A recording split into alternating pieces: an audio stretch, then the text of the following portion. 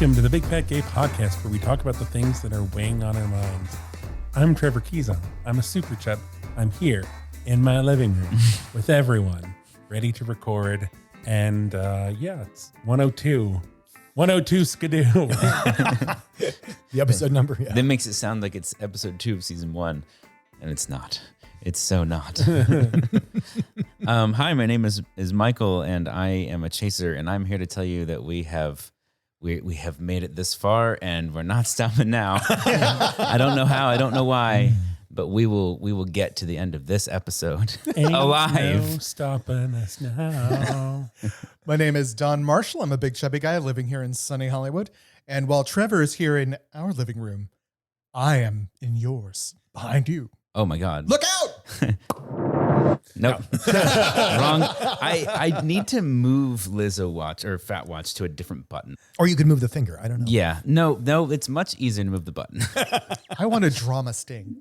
Dun, dun, dun. That's great. Hi, my name is Dan Oliverio, author, public speaker, and chubby chaser. And yes, this is a living room that I share with my partner, Trevor Keyson. And yes, it is delightful to have everyone here on this glorious morning upon which we record this, our humble podcast. Yes. Anyway. So welcome to the show. Before we get started, we wanted to talk about Patreon, which we have just hit a milestone. We've just passed. We have passed the halfway point for That's right. what we're hoping to raise. And if you're wondering halfway to what, it's halfway to getting the editing funded every month. Yes, every month on a regular basis. And we've had some new patrons coming in. Thank you so much. Welcome. Enjoy the content. And we have more coming up. We are going to be doing our mini-sodes while we take a hiatus in June leading up to BiggerVegas. Yep. The minisodes that we release will be for patrons. So if you want access to those, go check them out. And patrons, don't feel shy. If you want to write in and ask us for a specific mini-sode or, conversation between 2 or 3 of us specifically, let us know. within reason. Yeah. No, that the thing caveat- is like, I want to see Dan and Don go head to head about sugar substitutes. I want to hear Michael read this romance novel. I think also we have a lot of videos, some fun We do. videos. We have a video of our 100 episode cake. Yes. If you want some we haven't talked about it. Yeah. Patreon cake action, Yes. that's you gotta pay It's to a see that. fantastic. It's amazing cake. That cake was like the most beautiful. Yes. Well, You- if Trevor did it, so of much course it cake was. that day. there was much cake to be had. Everybody had cake. Let them eat cake. Yes. We all did. Did we each had a quarter of a cake? Holy crap. No, I don't think it was no, that no, much. no. No. But some of us did. Don't you judge me, Michael. It wasn't. Trevor's dying now. Oh, that just Take kind us of into your head. brought up. Okay, so I think I've said this before about the story with my mom and her cousin eating pizza. Oh, yeah. And like her cousin ate it, she ate an entire pizza. I mean, you think about doing that, but you don't actually do it. Everyone thinks about eating it's like everyone thinks about eating a quarter of a cake, but you don't actually do it, except when you do, and Except that's if you do. And that's okay. I will say I don't know anyone who went to college who hasn't eaten an entire pizza at some point. I mean, eating an entire pizza, I feel like is a thing a lot of people do and don't Admit to think it. You don't about it. advertise. Well, no, I don't think they think that much of it. And it's I think, my mom also famously dislikes Sex in the City because who talks to their friends about sex? And it's literally everyone. Let's get right on into it. let's do it. Pop culture. Poppy, We have pop, pop. a themed episode this. Yeah, we have even more than usual. Yes. Themes. Just there's a lot of things in Fat World that have been aligning lately, like the stars, including Wall Street Journal talking about the need and supply coming of workout gear for plus size customers. And I really love that this is in the Wall Street Journal because it's the paper of commerce. Mm-hmm. And they're talking about how you would think that capitalism would be all over filling a niche and making money off it. Yeah. And yet so many people can't be bothered. Or the catch-22 that's brought up in the article of, well, we don't make, say, knee pads for fat people because fat people don't do that. Well, fat people don't do that because there are no knee We pads. don't make for knee them. pads. Yeah. There's a superior part of me that really enjoys hearing things or seeing things that we've been saying for years of hearing in major publications. Really satisfying. It makes me feel smart. But I think Usually Dan's the one saying it, but I'm a part of that. here's one quick reason I think behind it, because after COVID, so many people felt fat for the first time, right? And I think a lot of people actually started including themselves in these categories of like, none of my clothes fit, and now I can't find anything that will fit my butt when I go back to the gym, so all of a sudden it became more of a mainstream problem, or at least opened people's minds in the mainstream to the problem. I think it was two things. I think it definitely changed people's bodies, but then I think the conversation also changed, because I think 10 years ago, people would have shut up about it and suffered in silence. But I think the way social media has changed, I think the way the political landscape has changed.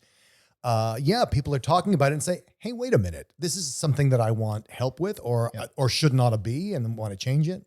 Which is ultimately a good thing. I feel like a lot of people don't get motivated to make change unless they think it affects them personally. So it's a good thing for us. Now it's affected them personally. So yay. Exactly. Yay us. I mean, speaking to that, one of my favorite parts was they talked to Raquel Velez, who started the company Alpine Parrot, which is a company that designs hiking pants for women in plus sizes.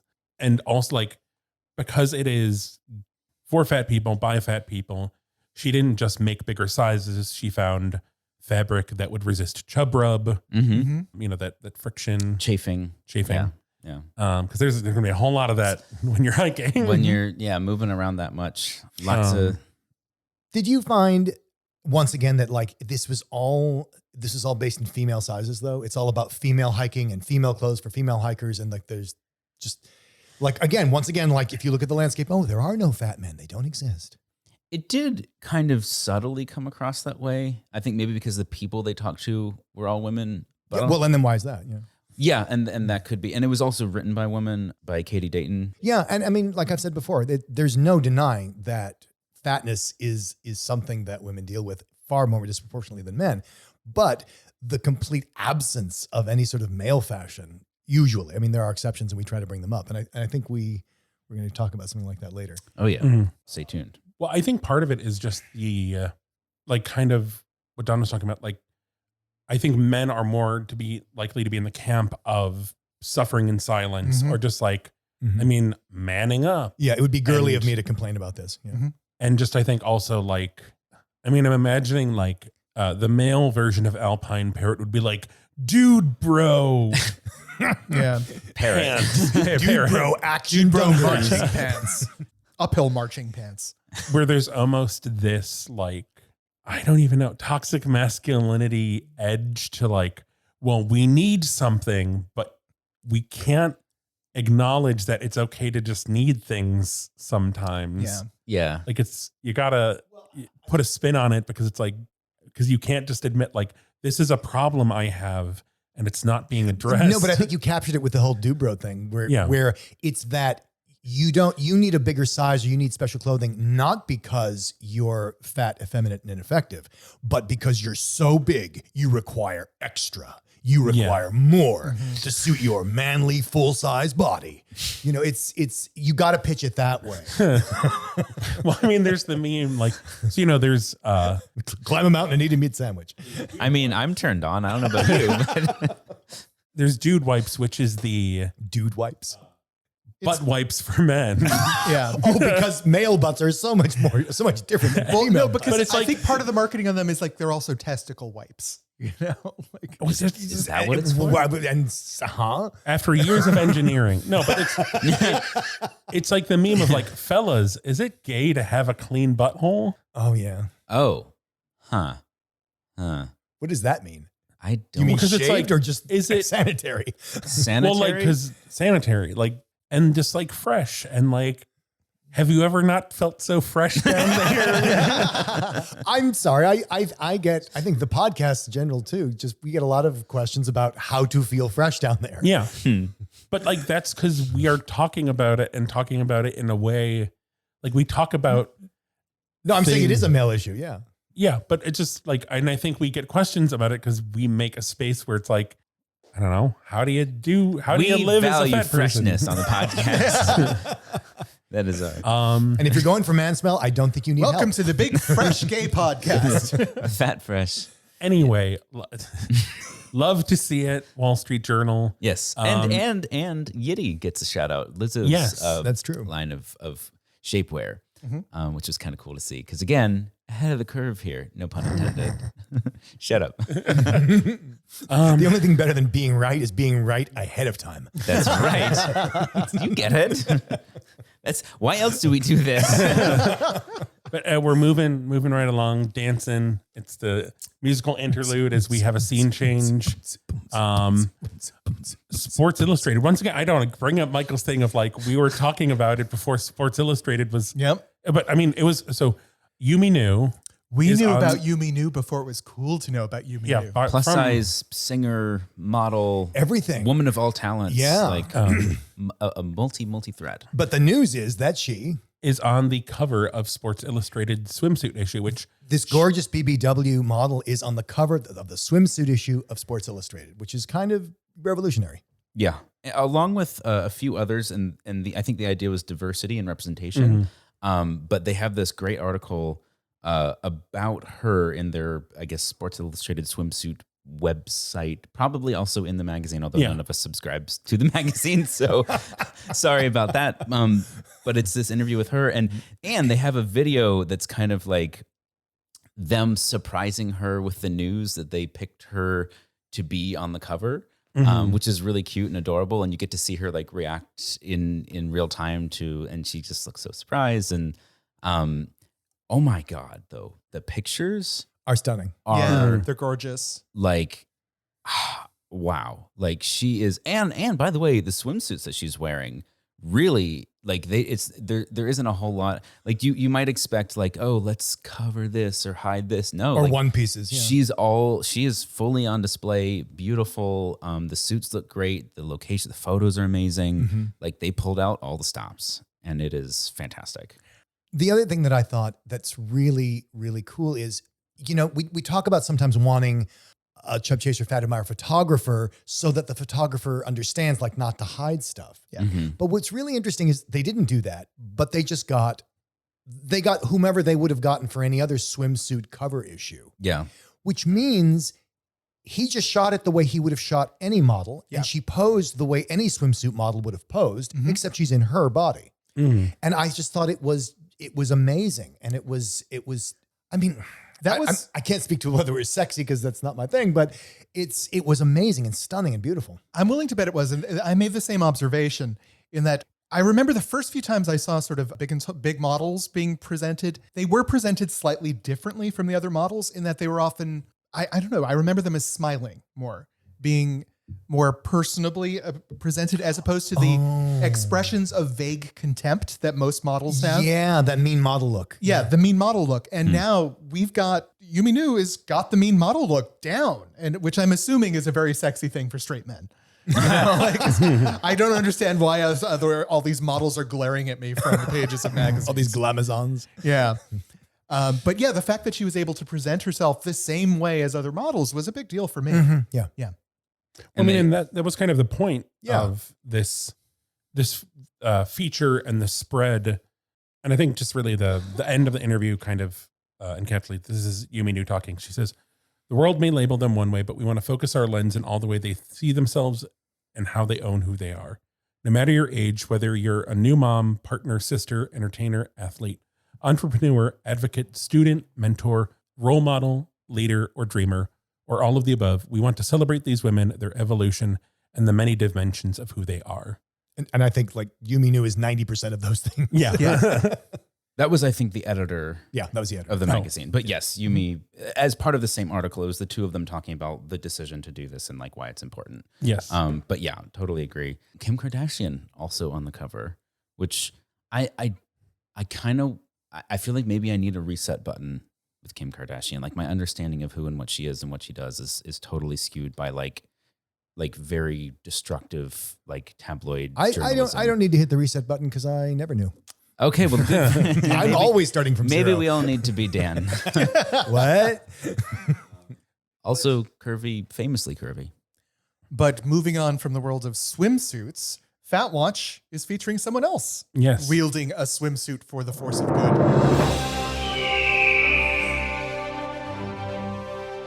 Feel that? It's Fat Watch. 2022. Indeed. There's the mist now. The mist spraying at you. I can't hear this music without thinking soaring over Fat Watch.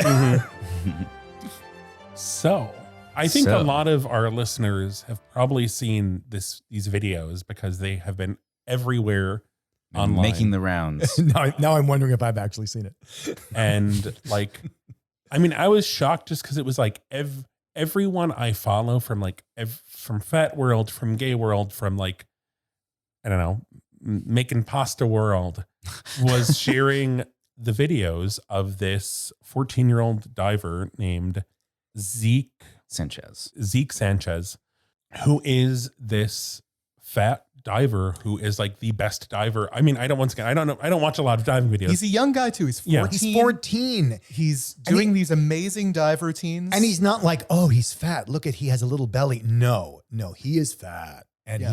he's owning it. It's amazing. Mhm. and graceful and effective and Absolutely. athletic. Yeah, athletic. Mhm. Yeah. And just confident. Like you see somebody do those kinds of moves with that degree of perfection, and then it's like, no, he is 14. Do you like think back to when you were 14? Like I was incapable of doing anything with confidence at 14. Like No, I gotta say, watching this is one of the few ones where watching the videos actually hurt my heart a little bit Why? because I loved diving when I was young. Oh. I loved it. And I never got to do much work off of high diving boards, but like I could do a couple backflips. I could do like a corkscrew twist. wow, it's better than me. I loved doing it. But then I remember the first time like I had high school friends over Oh, shit. to the pool. Like I remember doing a dive and loving it and getting a lot of stares and sort of like, yay, good for you. And I felt that was the first real hard hit of body shame that I got. Oh, fun. I'm not the first person to say this, but what would the lives of fat people be if we didn't have all these people around telling fat people what they couldn't do? I loved diving, and watching this kid do it, I could feel that joy of flying coming off of him when I watched him twisting in the air and going down. And yeah, for me, it was definitely a path not taken, and it hurt a little bit, but I felt so good for him. Well, and it's not like one day he fell off a diving board and then perfected it. No, he's working. He's 14 and he's specializing in diving. Do you know how he got to diving? Because he told his mom, obviously when he was younger at 12? 7. No, he started very when he young. was 7. Yeah. But he told mom, Mom, I don't think I'm really that interested in water polo anymore. I'd like to specialize in diving. Yeah. And like pursued it and obviously gets negative comments, especially with a video like this going viral. Oh, of and course. But for him, I think it's that the athlete mentality is so important. Mm-hmm. Like to be a competitor at that level, you have to be able to take criticism like that and use it to fuel yourself. Well, his mother said that. His mother was yeah. quoted as saying, when he gets negative comments online, he just takes it as a challenge to do even better. Yeah, and clearly is. I mean, he's competing. He has goals of going to the Olympics. He's currently, I think, in the state competition, moving up to national. Like this is. Could you imagine if he makes it to the Olympics, he will be famous. Oh yeah. The I mean, world he kind of round. already is. But I wonder, number one, if they would give him a medal because they will take points off for being fat, sort of mentally, or B, whether the coverage of him will be all about that he's fat. Oh yeah, I mean that. I think it would have to be. You know that. yeah. Although, I mean, I don't know. Like they won't even, like they show him diving and then they talk about how fat he is. Like they show him diving and then they talk about how fat he is. No, honestly, in like Olympic sports, that's not terribly unique to fatness. Like, the one gay diver back in the day would, he was the gay diver. That's what you knew. And that's what you talk about. Yeah. Right. Isn't it amazing that he can dive and be gay while he dives? No. He turns it off for the diving routine and then it comes back afterwards. Yeah. That's why he's so good at it. Because you can turn it on and off. No, Zeke is awesome. You can watch the videos on this article we'll share, but also I'm sure you could find it basically anywhere because it's Just making the Zeke rounds. Sanchez. The dives are fantastic. Yeah. He's so talented. Okay, this is it. The time is now. Well. My little ones. Did you talk of other things? Yeah. Going off last week and kind of on brand for the theme of this episode, we have a mailbag. We do. Roll that beautiful mailbag music.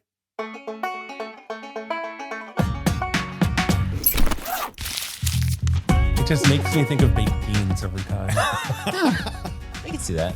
Banjos and baked beans go together like crackers and wood. Well done. Well said, sir. Very confused. Shall I read this? Yes. Okay. One of our very dear listeners wrote us in response to last week's episode and said, "Good morning. I am listening to today's episode and hearing about meeting up with people and signaling your partner, etc.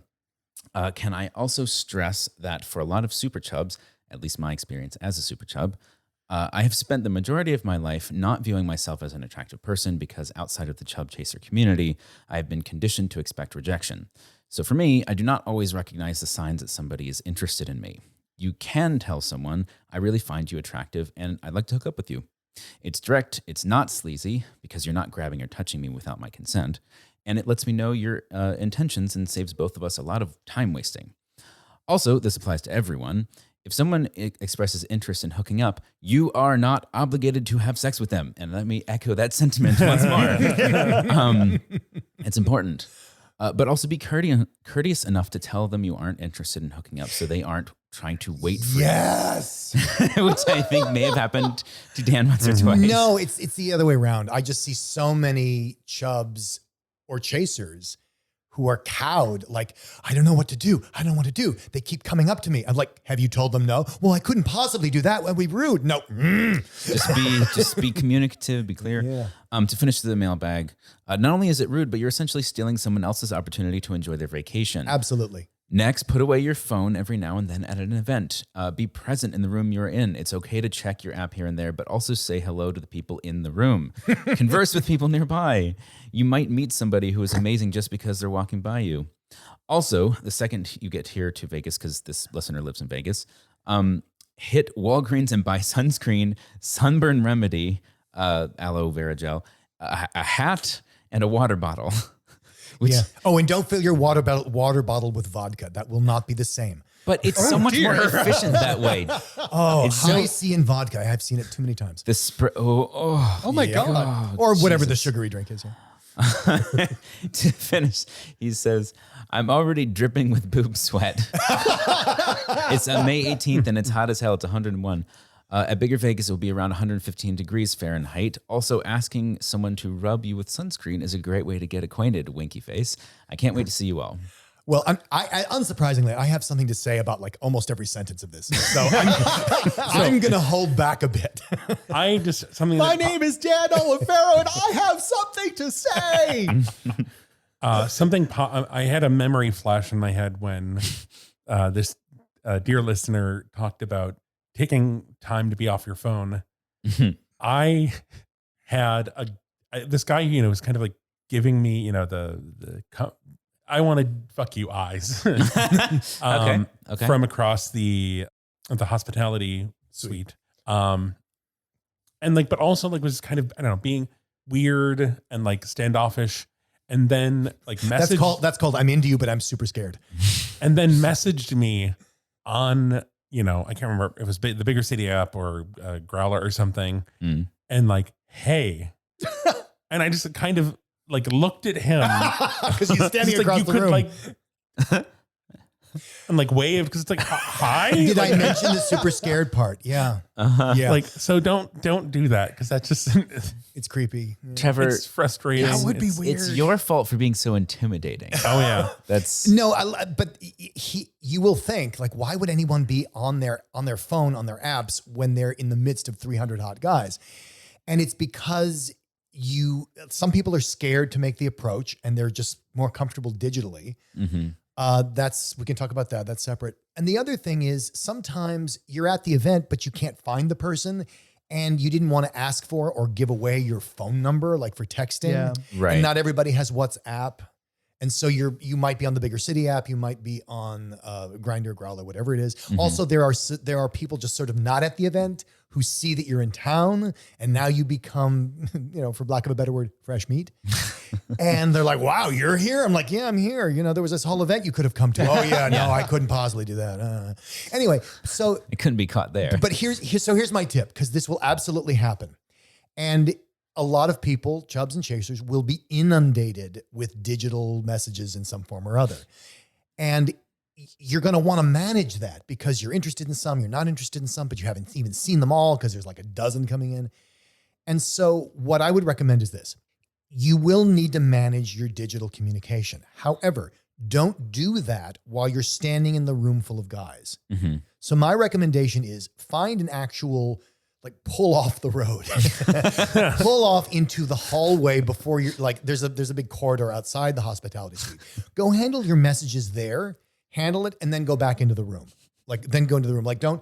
Don't actually try to do it all simultaneously, or you're just going to look weird texting in the middle of hot guys.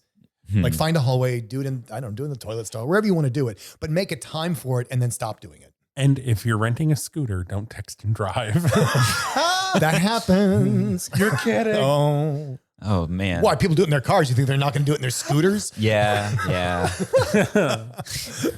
The speeds are so much lower. It must be safer. The worst part is I'm picturing the guy doing that being the guy with high C and vodka in his water bottle. No, they're just sort of laid out by the pool, just getting a horrible sunburn.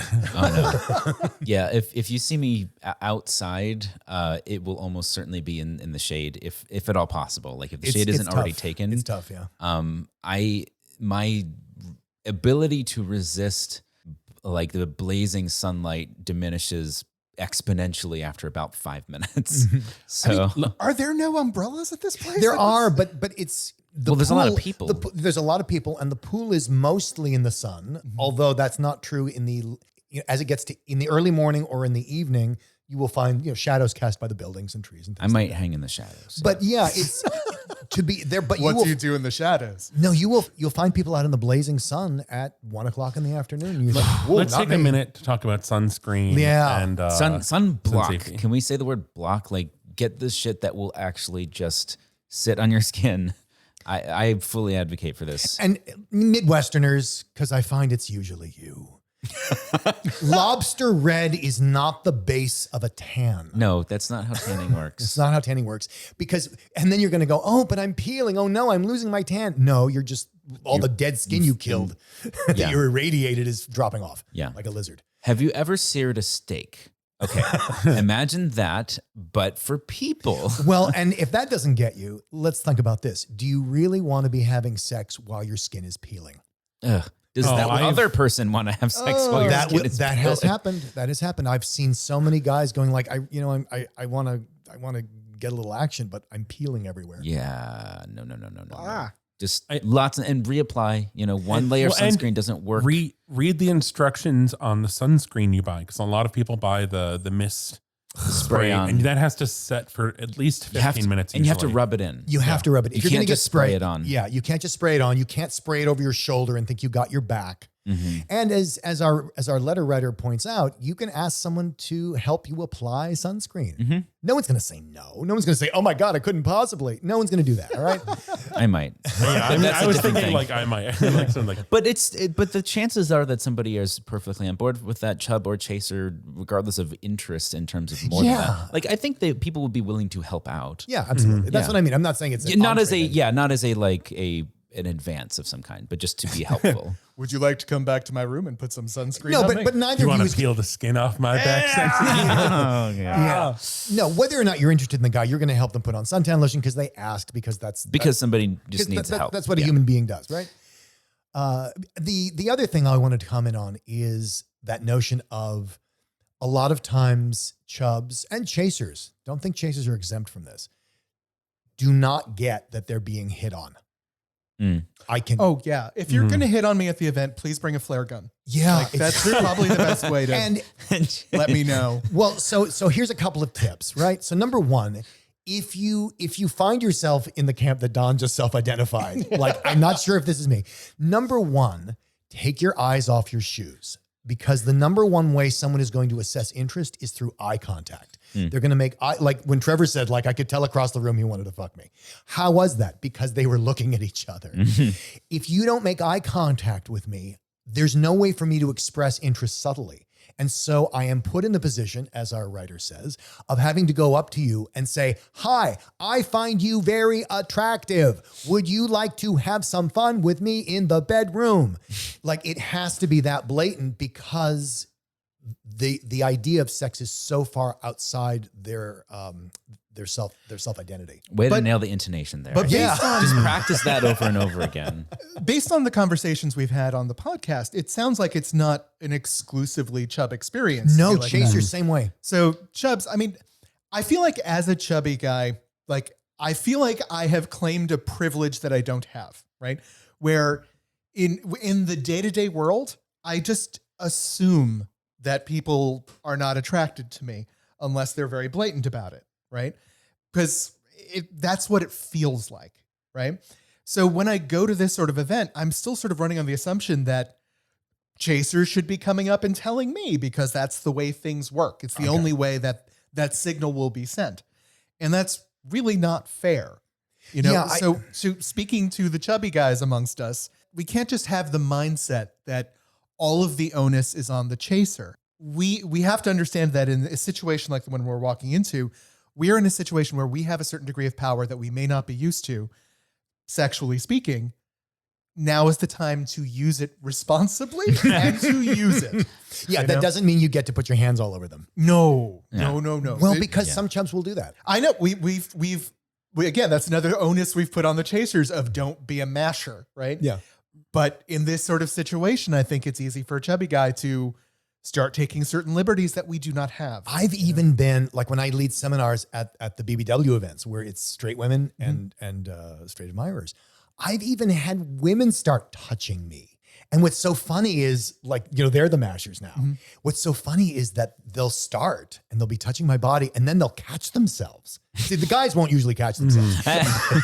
But the women are like, oh my God, is this okay? I'm like, yeah, you're fine. Don't worry about it. Because I'm not feeling threatened, right? Right. But the idea, it does happen. It happens across gender. It happens across body size. Can I just give a little chaser tutorial here? Because yes, I absolutely think the chubs should follow your advice, Don. But the chasers sometimes don't have the skills to deal with that. So little chaser tutorial. Okay. Number one, the chaser experience, like you're talking about how, like, in the normal everyday life, you're not considered the bombshell. Yeah. But you go to a chub event and you get what I call the zero to hero phenomenon. Yeah. Where all of a sudden no one has ever looked at you at the 7-Eleven, but now you're at the cafe at the Tuscany and you are, oh my God, did you see him? Oh my God, he's so luscious. La, la, la, la, la.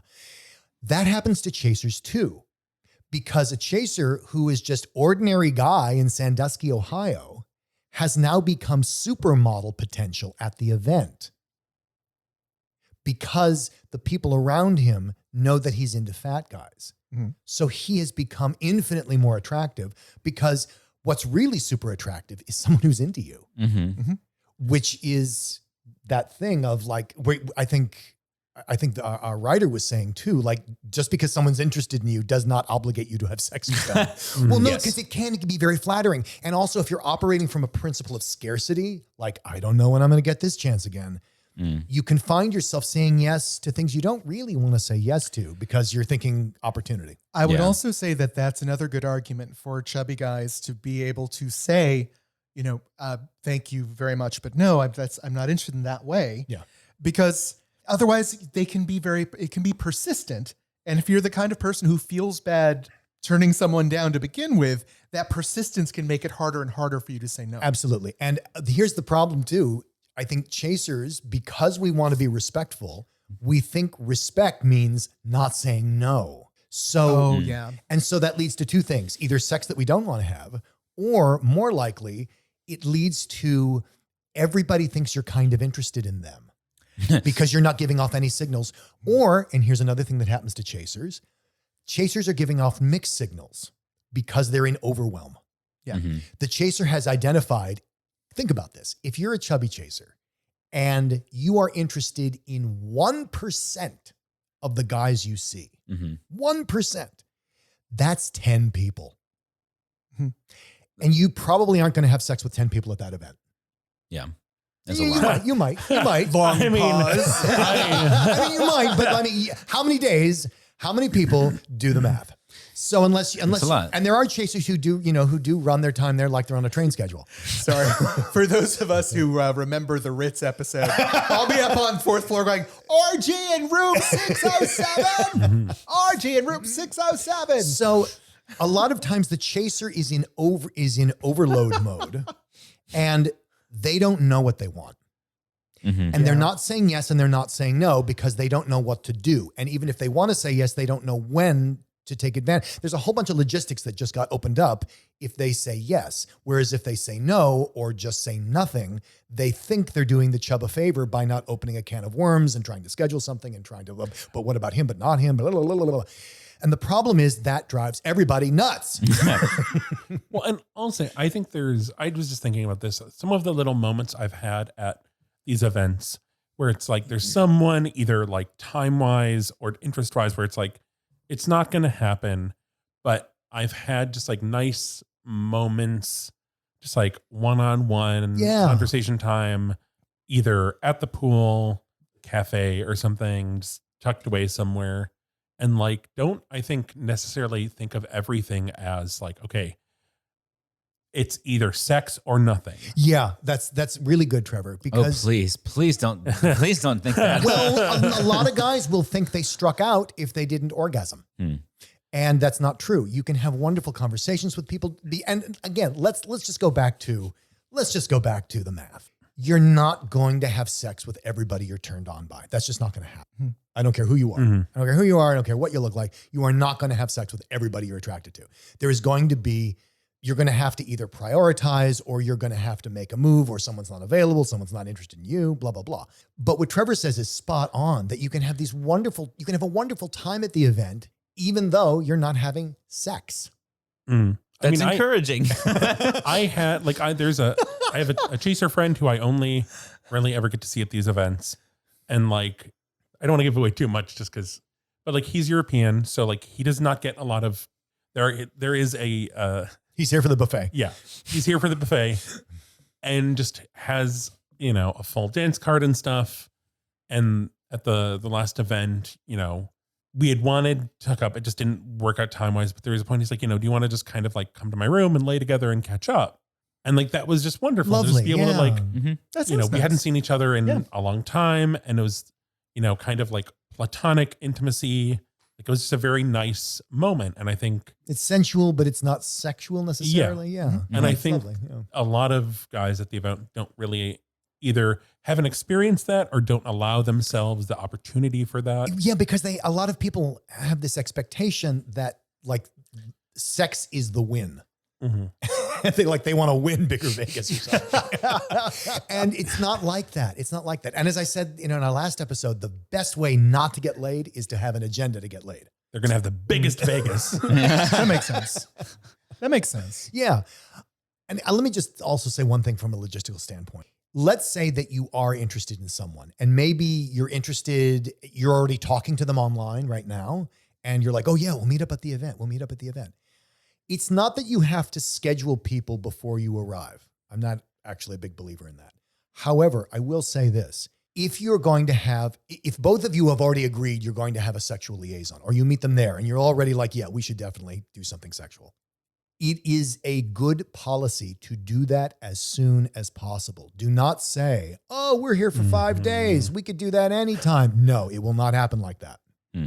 So move like I hate to say it like this, like it's so mercenary, but you've got a dance card to manage because I promise you're interested in more than one person. If you're going to an event, regardless of the event, because usually it's weekends, Saturday night at any event is the most chaotic, like temperature turned up all the way, people are the drunkest. People are the like. It's like 1 a.m. in the bar. horniest, It's like 1 a.m. in the bar because it closes at 2. Like you know? running from, I'm just imagining the hallways in the hotel, like people like running from room to room, like running into each other, knocking over drink trays. Well, what's going to happen is if you decide, oh, we're here for 5 days, we have all the time in the world to figure out when we're going to. No, you don't. Stop it. No, you don't. Because what's going to happen is it's going to be Saturday night and you won't be able to find them or they're doing something else and you're going to miss that boat. And if that's okay with you, then great, no problem. But I'm just saying that if you've both agreed that this should happen, make it happen sooner than later. That's good advice. I think also know when to call it. Yeah. I think regardless of Yeah, God like, damn, yeah. And I think like there is power. You might need to say what that means. So like you're trying to make something happen. You're trying to, maybe you already have someone where you've been trying to like find time to hook up or something. And they keep saying, yeah, we'll totally. Oh yeah, sure, we'll totally do that. Or like you just like, you have all these things where it's like, well, like you keep having all these almost moments or something, like choosing. Okay. So this is BiggerVegas. It's BiggerVegas. It's Saturday night. It's like 10:30. Mm-hmm. You have had a bunch of almost like you have guys who are interested. It's like, oh, well, like I want to spend some more time with my friends and have a couple more drinks and stuff and blah, blah, blah, whatever. You've gotten 3 laters. Like, yes, absolutely. But later. Choosing to be like, okay, I'm not hooking up tonight. I'm going to go to Maryland's. I'm going to text I see my Maryland's friends. is the restaurant. Yes. Okay. I'm going to go to Maryland's. I'm going to have some late night pancakes.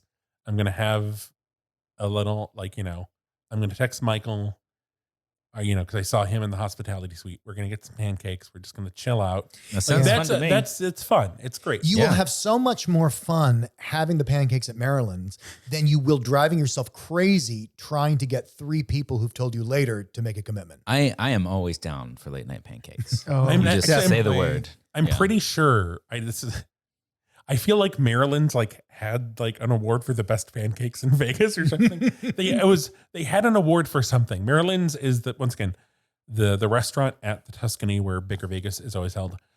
It's okay. It's convenient. You heard it here. You heard it here, folks. A solid 3 stars. That's Maryland's. Put that on your website. Okay, it says the Big Fat Gay Podcast. It's okay. No, it's like. And convenient. It's one of those things that's like it's a big menu. Like it's solid diner food. Yeah. It's solid diner food. Some things are better than others. Yeah. The ribs, mixed bag. This is, by the way, an accidental teaser for Trevor and I are going to do a mini From the Pancake House. It's going to be about cooking and food. It's going to be delightful. I can't wait. I'm super excited. I have a story. I have so many stories, but I have a recent story to tell that involves 3 pounds of a tomahawk steak and 3 pounds of butter. Oh, Jesus. Together? Yeah. I got to tune in and find out. Oh, my goodness. I don't know. Have we checked all the boxes for this letter? Does anyone have I have one more thing to add. Okay, Dan. Top us off. The thing to add is groups. Okay, so a lot of chubs are going with friends.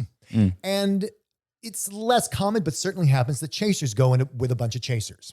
It's far more common for the chubs to be there with other chub friends. Here's the deal. Someone is not going to approach you if you're like, let's say you're a fat guy and you're with a bunch of other fat guys. A chaser is not going to approach and say, hi, I'd like to invite you to my room, but none of the people you're standing with. No one is going to ever say that. And so you will become uncontactable. Or here's where the phones come out. Like I'll try to send you a private message somehow because you are never available to talk to. Also, as a follow-up to that, so let's say I do manage to contact you and you're interested. And I'm saying like, okay, well, how about tonight? How about tomorrow morning? How about lunch on Friday? How about blah, blah, blah, blah. And your response is, I don't know. I think my friends have plans. Of course your friends have plans. Your friends are never going to say to you, hey, Don, we have absolutely nothing planned for Friday night. You should go hook up with someone. No one is ever going to say that, which means if you keep checking to see if your friends... If they were my friends, they would be saying that. This means if you keep checking for when your friends don't have plans, that will never happen. Yeah. You have to be available or to be able to disassociate yourself from your friends long enough to have some fun if that's what you want to have. Right. That makes sense. Yeah. Yeah. Be approachable. And I know, like, again, with our last 2 episodes, we've put a lot of stress on sexuality and meeting up for sex during these events. But as we've talked about in the past, that is not mandatory. No. You should never feel obligated. There are other sides of this thing. Yeah, I feel like that's a lot of what Trevor was saying too. Yeah. No, there are, but every year people come away from any event, not BiggerVegas necessarily, but any event thinking that they didn't get what they came for because they usually came for sex. And so number one, don't just come for the sex. There's a lot of other stuff to be had. And two, there's a lot of stuff, a lot of behavior and stuff that's self-defeating that can be in the way that we don't see because an event is sort of an artificial situation and we're not experienced at it. Well, there you go. Sorry, I was just looking at Maryland's website to see if I could find out what award they won. Because they won an award. They had an award for something, and I'm trying to remember. I must think it was like Best knife cleaning. I don't know. Oh, well, I don't know. Here's a tip: if you're going to BiggerVegas, Thursday, Friday, and Saturday from 4 p.m. to close, they have prime rib 10 ounces for $19.99. There you go. Okay. I don't. This is Maryland's Cafe. Maryland's prime rib. That's a tip. This is probably the most central restaurant at the Tuscany, Maryland's Cafe. Oh, it's always fun going to, especially like because BiggerVegas at the Tuscany, the hotel is like completely taken over by Chubs and Chasers. So it's this like fun, weird thing going to a diner and it's all Chubs and Chasers for the most part, like 95%. Sounds kind of like Disneyland. You're just all there to have a good time. Mm-hmm. Yeah. Except, fat people and people who like fat people. same thing. Same thing. 100%. So all kinds of rides happen. In any case, there's plenty of rides. Yeah. You know what? And that's my thing about going to events. It is such an amazing time when you go somewhere and there's it's a huge population and being fat is sexy and being gay is normal. Mm-hmm. To celebrate the upcoming event we are all going to, there's an article of clothing we haven't discussed a lot, but I know that it's important enough that I have bought my first few pairs of a new type of article of this kind of Oh clothing. my God, earmuffs? Yes. No, Dan, mittens. Underwear, right? I was This so is close. one of those events where apparently many people may see your underwear, so you might want to think a little bit about it. Oh Christ, I have to get new underwear. I actually just bought my first jockstrap. I have never bought a jockstrap in my life. Have you tried it on yet? Well, I haven't. It hasn't gotten. It hasn't here gotten yet. here yet. Okay. But I have many questions. Well, I'm curious about the feel of it. But Those are my questions. so the reason why I got here is because we were talking about the swimsuit issue of Sports Illustrated, and we've already gone into the history of bathing suits at some point. So we're going to go a little bit of historical underwear. Okay. I will give you a question, and then I will give you hints. Buzz in when you think you know what it is. Do not buzz in until I'm done with the question. Okay. All right. Let's see. Interestingly, this type of underwear has been developed in almost every single continent in the world independently. All right. What article of clothing am I talking about? Earmuffs. In many ancient cultures, this was the first type of underwear developed. It was acceptable to be worn as outerwear in most every culture. Am I allowed to buzz in yet? You may buzz in. Boxer briefs? Or I'm sorry, briefs. Nope. I'm sorry, boxers. Boxers. That's what I meant. Boxers. That is not correct. Darn. How about all the other things I said? A bra? Buzz. A bra? Not a bra. Usually does not have buttons or zippers or catches or latches. Usually consists of a single piece of cloth. Buzz. Trevor? A loincloth. That is correct. That is the first type of underwear developed in most places in the world. It doesn't always just sort of hang like we see presented on Egyptian walls and ancient Sumerian stuff. It's usually sort of tied through the midsection to give support to the boys. Yes. I always thought that was interesting. Actually, one of I do have a sarong that I tie and wear. And yes. Yeah, there you go. All right. The brays are sort of unique in the world of underwear due to them starting out as outerwear. I'm sorry, the what? The brays. This is a European thing. Yeah. The brays are sort of a unique in the world of underwear due to them starting out as outerwear and over time becoming undergarments in medieval Europe. They introduced a very unique addition to men's underwear that we've enjoyed ever since. What was attached to the brays underwear that made them so desirable? 1. Being detachable was essential for its purpose. 2. They were often bejeweled and intricately embroidered for display. Ooh. Dan? Is it a cod piece? That is correct. The cod piece. Of course I got that. So the cod piece was the first piece of underwear that was removable, allowing easy access for peeing. Or other things. So it started out as pants, and then over easy time, access. they started wearing things over them. It's a very interesting world. Huh. Another interesting thing, Henry VIII started a trend where he started padding his codpiece, making it noticeably larger, which started a bit of an arms race in the court. So to speak. You get these sort of comically enormous codpieces. Yeah. But apparently some historians think the truth is that he had syphilis, and the enlarged codpiece was a way to store like packed medicine in there that made life a little more bearable. Oh. Yeah, well, there you go. Ah. All right. The Union suit, invented in Utica, New York in 1838, added a new evolution in underwear. Though originally invented for women, it took off as menswear. It's one-piece design with full-length arms and legs, providing added warmth in colder climates. What new feature did it introduce? Buzz. Trevor. Butt flap. That is correct. That's what I was gonna guess. That's what I The was gonna butt guess. flap. Maybe a little less important today now that we have underwear that's so much easier to take on and off, but pretty essential back then. Well, especially if you're wearing a full body undergarment. Yeah. That like you. Oh God, I'm just imagining the like, I know that the urgency and like, oh God, like You gotta take the whole thing off. Honey, are you having flashbacks to your Winnie the Pooh suit? Especially when Kind you of. think about clothing back that time period that had so many layers on top of Oh it all. God. All right. Today's jockstrap is one of the most popular clothing items marketed to gay men, coming in every color and size.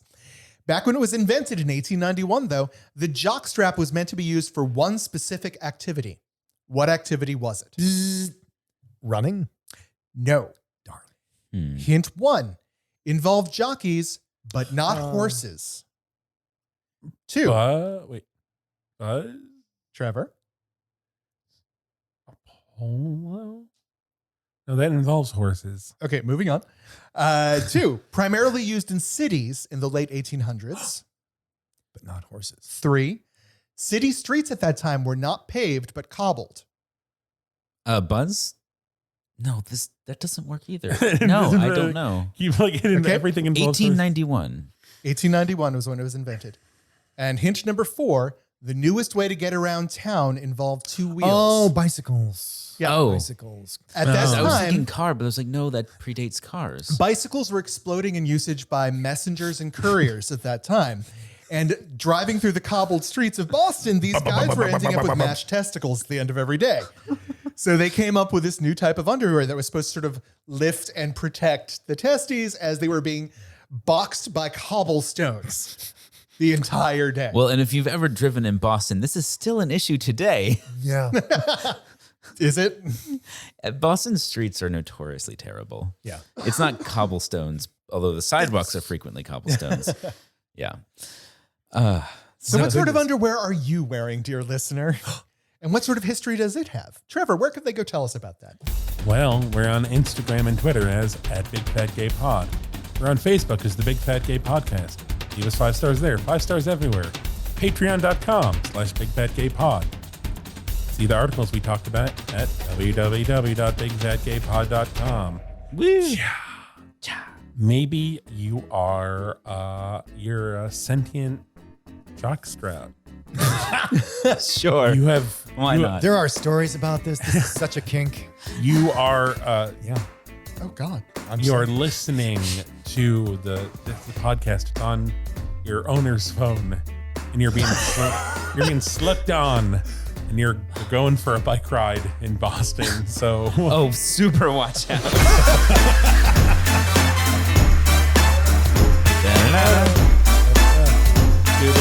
I think this sets the record for weirdest end toss of the show. Maybe Surely ever. not. Surely. Certainly this year. This year.